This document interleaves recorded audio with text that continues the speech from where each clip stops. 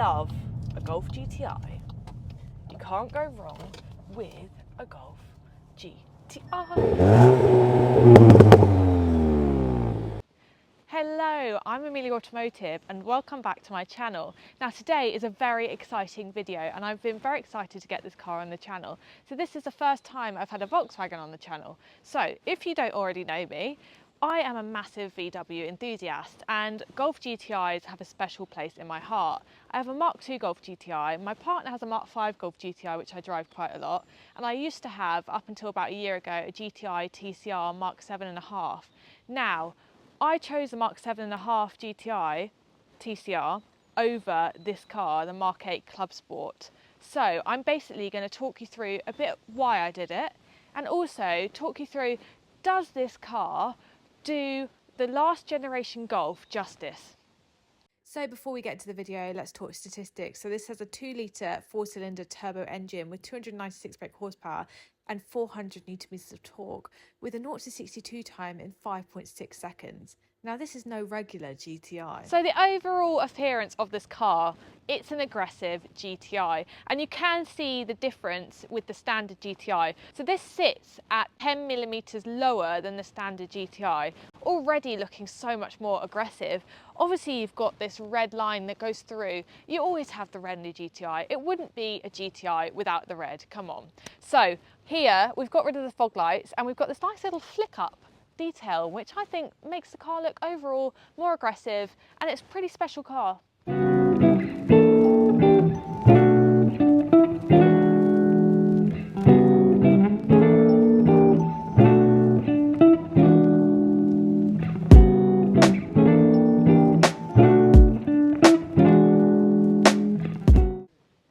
Talk about the front of the car. So firstly, these wheels, okay, these are actually optional extras. They're actually from the Mark 8 Golf R and I really like them. I prefer them to the standard Clubsport wheels.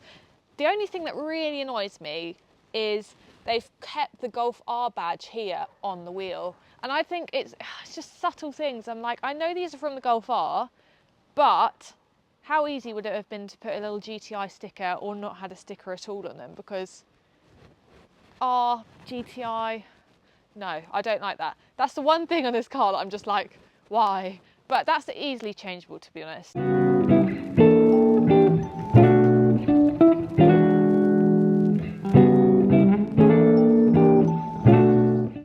Now let's talk about the side of the car. It's clearly a Clubsport because it has these stickers. Now I said I had a TCR before which obviously had the massive honeycomb stickers which I much preferred. This is a lot more subtle. You can tell it's a Clubsport still overall, but I do like that they've kept some stickers on the Mark 8. So this car hasn't had many modifications from the owner. The only thing they have modified is put some carbon fibre wing mirror covers on it. They've also changed a few bits inside. They also did add some Clubsport stickers, which I'm glad that they've taken off now because they didn't look right. But that does add to what I was saying about the fact that they are very subtle, the stickers. It would have been nice, I personally think, to have Clubsport written somewhere. It's not a necessity, but with the TCR, you had TCR in the corner and then giant honeycomb. So that's just my thing. Right, let's go round to this monstrous spoiler. It's humongous and I'm here for it. Compared to my old TCR, it had a tiny spoiler which I was going to change. Now this is a spoiler and a half. It makes the car look so sporty and I love it. What do you guys think?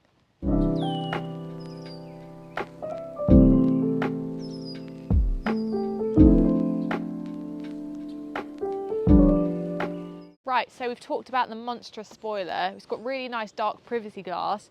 We've got the lovely lights and we've got the GTI badge, which is central, which I really like, which is what Volkswagen is doing a lot with their vehicles. Okay, let's talk about the exhaust because that's the most important thing. For me anyway, on the exterior, how does it sound? How does it look? We've got these great oval exhausts, which I really like. They sound amazing. And I won't lie, I am quite jealous because obviously I said I had the GTI TCR. Well, when I had that car, I made sure it had the Akrapovic exhaust. Akrapovic? What, I don't know how to say it, but basically comment down below, tell me how to say it, because I've never known. So it had that exhaust, and this sounds so much better, and this is a standard exhaust from Volkswagen. Now this pops and bangs, it burbles, it sounds incredible. It really excites me. Now I know a lot of the comments will be like it's all interior sound through speakers, but genuinely I've been outside when it's driving and it sounds great. That is one thing that I really love about this car.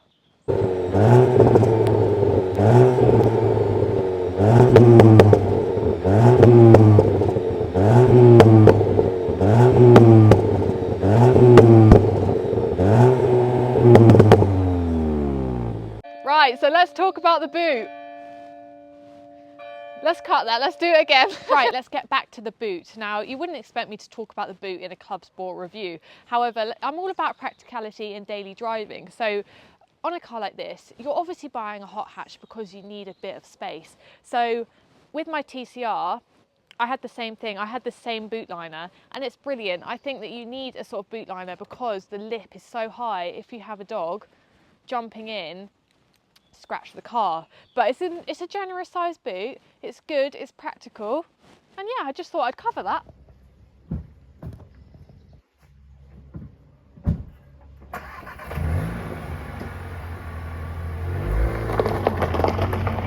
So it's actually the next day now, and I didn't film the video when I was driving yesterday because it was wet, and I was like, I can't really show its full performance in the wet. It's not Golf R, it's front wheel drive.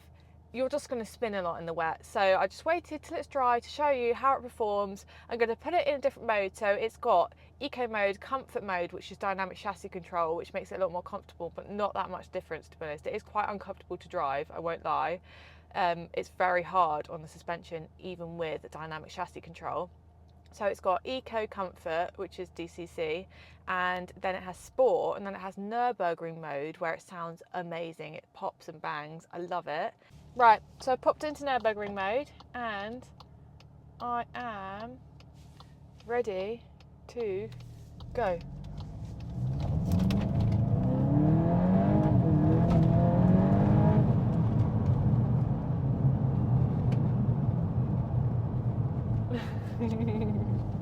I think my glasses falling off of my head says it all, really, doesn't it? This car is insane. Now I couldn't go very fast because obviously there's speed limits. So let's overtake the cyclist. Do you know what is so fun about this car? You can't go fast nowadays. So it's clear you can't go fast. The speed limits are everywhere. That was just getting up to 40, and it was so much fun. If I had a Golf R, I would have got to 40 and just been like, oh. The whole thing where it's trying to get traction and it's trying to fight with it a bit. It's a proper driver's car. I'm telling you, this car is so much fun to drive. So much fun. I just love a Golf GTI. You can't go wrong with a Golf GTI. I love Golf GTIs. It's popping. It's popping.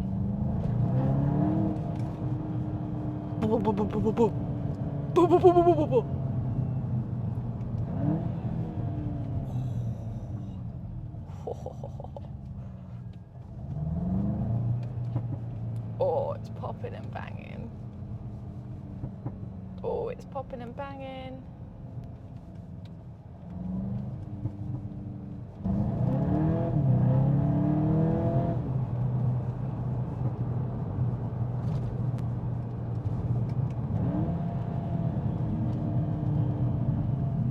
Now, we've been for a drive and spoken about what I like about this car, which is its driving ability, and it is a real driver's car, a GTI is. However, the interior I'm not that impressed with, I'll be honest. So, on my Mark 7.5 TCR, it's the same thing. There's no hang-up or phone button on the steering wheel. Now, I know this is first world problems, but when you're driving, it is really annoying to have to reach to the screen and hang up. That's just a tiny thing. It doesn't matter, but when you're daily driving, it does. Also, the flappy paddles, in the TCR, they were also tiny. So this owner has had extenders put on it so you can feel like you're driving with them. I think they should have been a bit bigger personally. Also, another thing, It's a Golf thing, I know it is, but when you're paying such a premium for this car, you would expect to have electric seats on both sides. So there's electric seats on here, but not on the passenger side, which is just, you know what I mean? It's just a bit annoying. Now they've done really nicely with the honeycomb inside. The steering wheel's nice and red. It does feel like a GTI, but it's lacking. It is lacking. There's parts of it where I'm just like, is it a GTI? The seats are lovely. They've got red on the back, but the owner I'll emboss it over the top. The owner put a sticker on the top to say GTI. Why didn't they do that? It's just little touches that would have made it more into a GTI for me. But maybe I'm just too into GTIs and I just want it to scream red in GTI. But what do you guys think? Is this car lacking the GTI personality with its interior?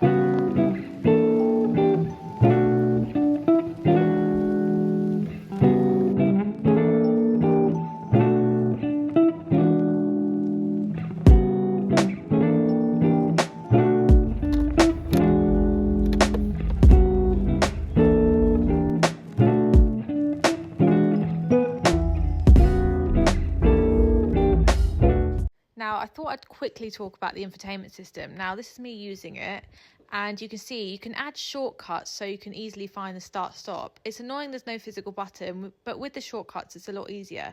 Now, we were trying to find how to turn off traction control, and we couldn't. It was really annoying and really frustrating.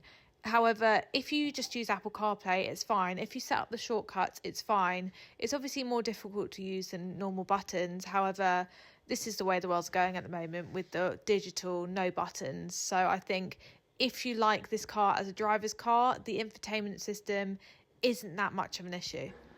Right, so we've made it to the end of the video, but there's one question and thought that I had that is left unanswered. Does this car do the GTI, the Golf, the iconic Golf justice as the last Golf ever made? Now, obviously, Volkswagen will be doing a facelifted version of this, but there won't be, rumours have said, there won't be a Mark 9, which is very sad. And I feel very sad about that because I love a Golf, and my answer to a daily driver, my whole life has been a Golf. I love a Golf, and I don't think I'd ever be without one. Every age, every generation has brought different things. It's brought different performance, different looks. There is just something so special about the Volkswagen Golf. It is a household name, and it does make me emotional thinking about the fact that it won't be here any longer.